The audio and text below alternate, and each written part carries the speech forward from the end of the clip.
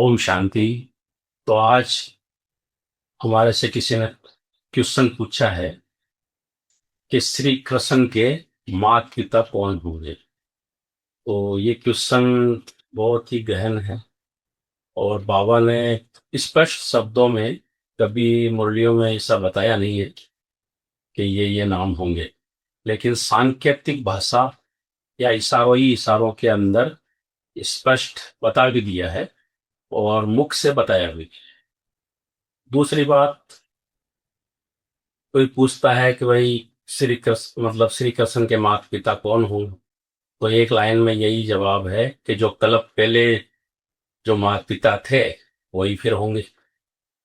लेकिन फिर भी लोग इससे संतुष्ट नहीं होते हैं,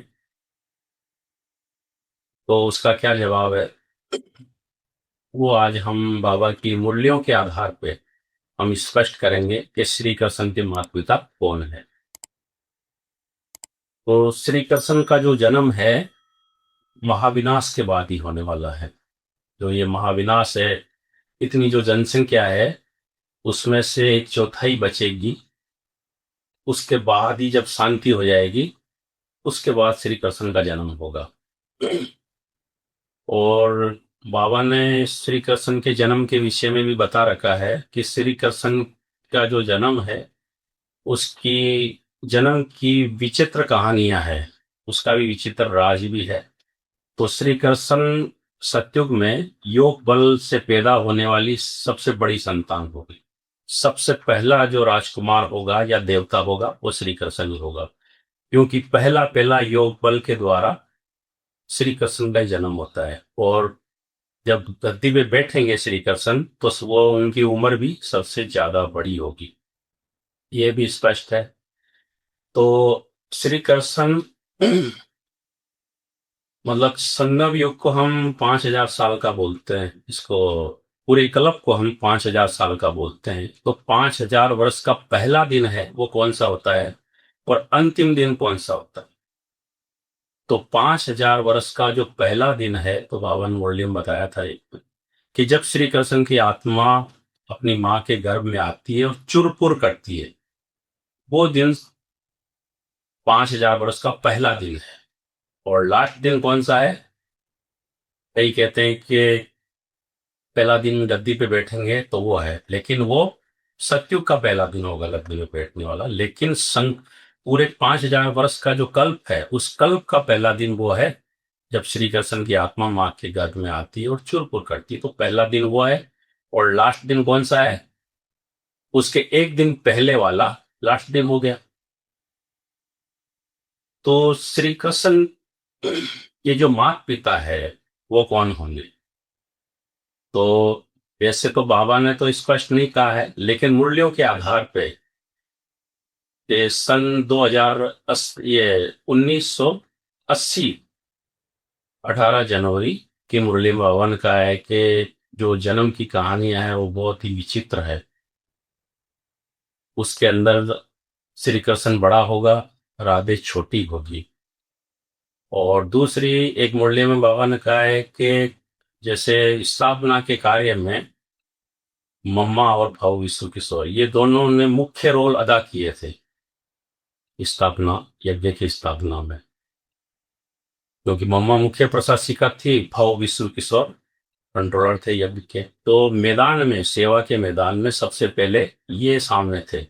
तो बाबा ने उसी मुरली में कहा है कि जैसे उस टाइम पे ये सबसे आगे थे, हीरो पार्टधारी थे, ऐसे ही गर्भ महल तैयार करने में और स्थापना सत्यु की स्थापना के अंदर भी इनका हीरो पार्ट होगा दोनों का।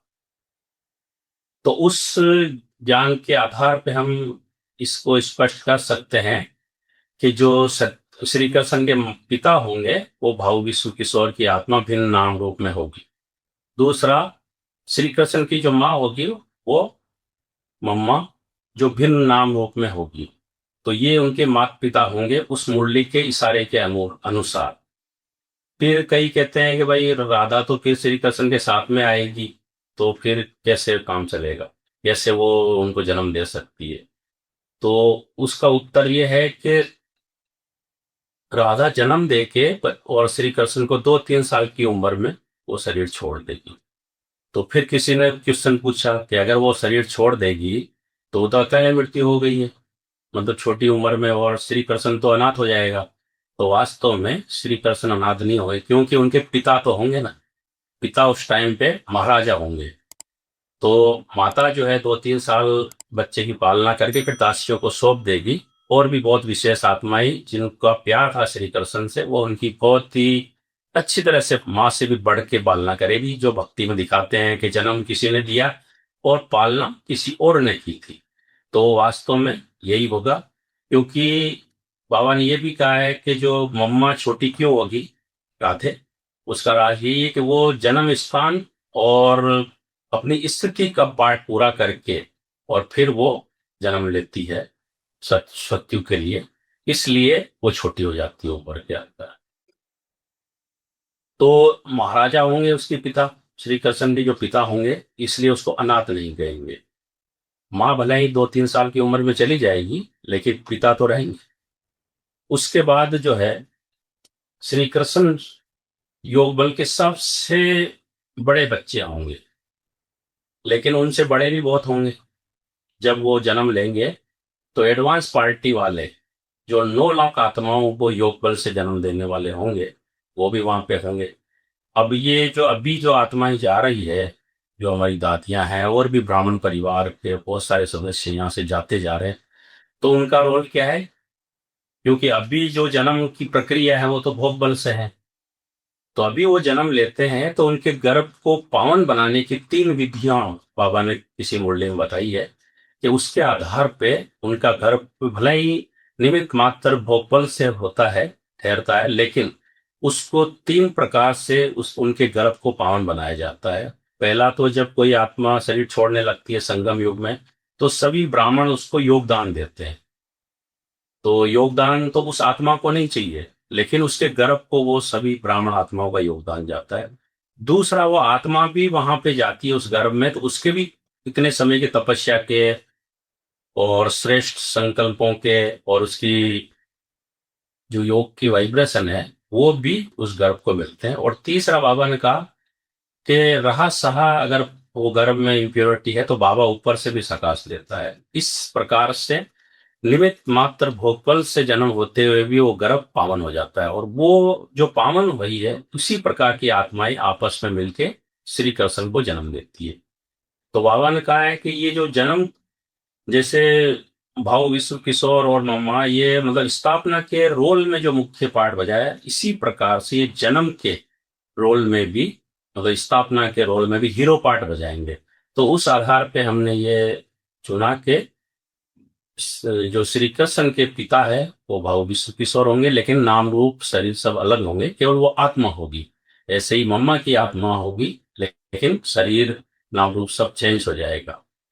और इस प्रकार से मतलब श्री कृष्ण आएंगे, और इस तरह से जो एडवांस पार्टी वाले होंगे वो आते रहेंगे जाते रहेंगे। तो किसी मुरली में बाबा ने कहा है कि जब तक श्री कृष्ण गद्दी पे नहीं बैठेंगे तब तक खटर पटर कुछ न कुछ होता रहेगा था, अकाले मृत्यु होती रहेगी। तो जब श्री कृष्ण आए थे तब भी उनसे बड़ी आत्माएं शारीरिक रीति से पड़े तो लोग होंगे उनकी पालना करने वाले, लेकिन जब वो गद्दी पे बैठ जाएंगे तो एक भी उनसे बड़ा नहीं रहेगा, क्योंकि सारे एडवांस पार्टी वाले होंगे वो शरीर छोड़ के परम धाम चले जाएंगे, और परम धाम जाके फिर उन्हें सत्युग में आना भी है।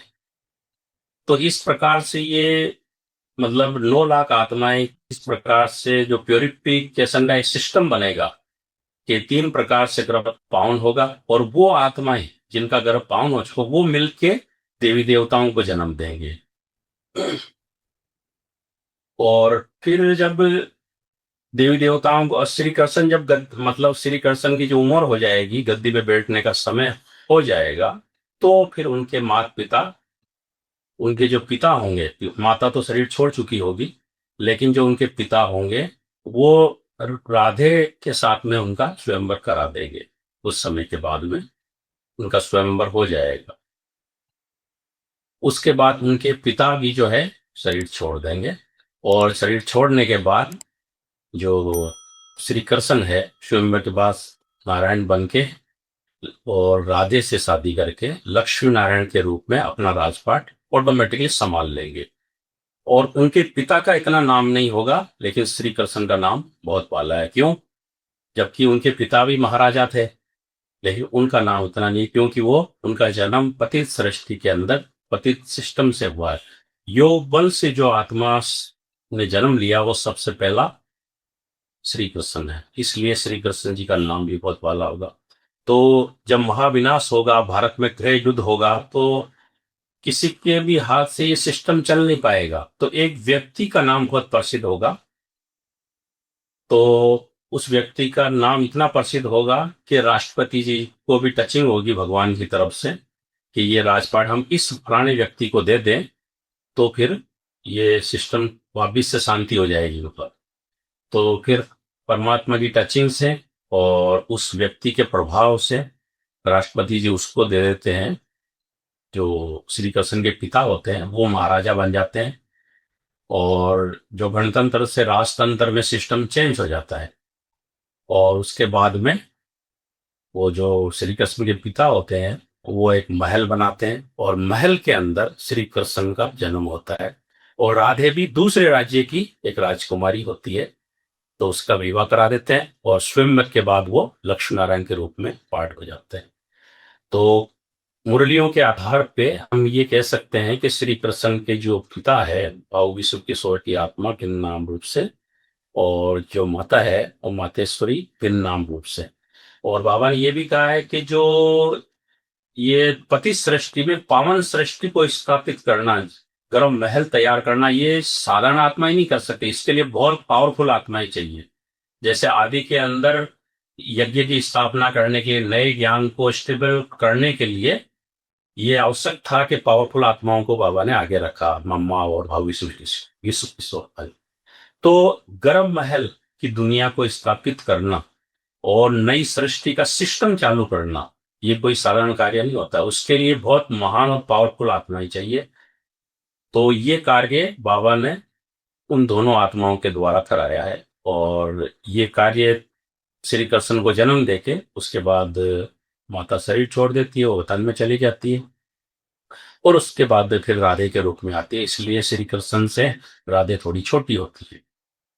तो अभी इससे सिद्ध हो गया होगा कि श्री कृष्ण के माता पिता कौन हैं। बाकी श्रेष्ठ पुरुषार्थियों के लिए भविष्य के बारे में ज्यादा जानने की इच्छा नहीं होनी चाहिए, क्योंकि भविष्य में जो भी होगा वो अच्छे से अच्छा होगा। और भविष्य के विषय में जानना हो तो अच्छी से अच्छी चीजों के बारे में जानना है। कौन जन्म देगा, कौन नहीं देगा, जिसको देना होगा वो देगा। हमें इन बातों में ज्यादा जाने की कोई आवश्यकता नहीं है, क्योंकि बाबा भी केवल हिंट देता है भविष्य के बारे में। बाकी बाबा यही कहता है कि भविष्य में जो भी होगा वो अच्छे से अच्छा होगा, और दुनिया भी एकदम परफेक्ट होगी, जो हमारे मन को भाने वाली होगी। तो अभी उस भविष्य की दुनिया का हमें नशा रखना है कि जो आने वाली दुनिया है वो अच्छी से अच्छी होगी, हर चीज अच्छी से अच्छी होगी, स्थिति भी हमारी अच्छी से अच्छी होगी, प्रकृति भी अच्छी से अच्छी होगी, साइंस के जो साधन होंगे वो भी अच्छे से अच्छे होंगे। तो अभी भविष्य में न ज्यादा जाके, क्योंकि समय बहुत कम है, तो समय की सीमा को देखते हुए हमें वर्तमान में संगम युग जो है, हीरे तुल्य युग है, इसका एक सेकंड या एक मिनट भी 1 साल 2 साल के बराबर है। तो इस वैल्यूबल समय को हमें इस तरह के क्वेश्चनों को मन में उत्पन्न करके और अपने समय को समाप्त नहीं करना है। लेकिन संगम युग में बाबा ने जो जो काम दिया है, बाप समान बनना है, कर्मातीत बनना है, और मनसा वाचा कर्मणा हमें सेवा करना है, सबको सुख देना है, और हमें बाप समान स्थिति बनानी है।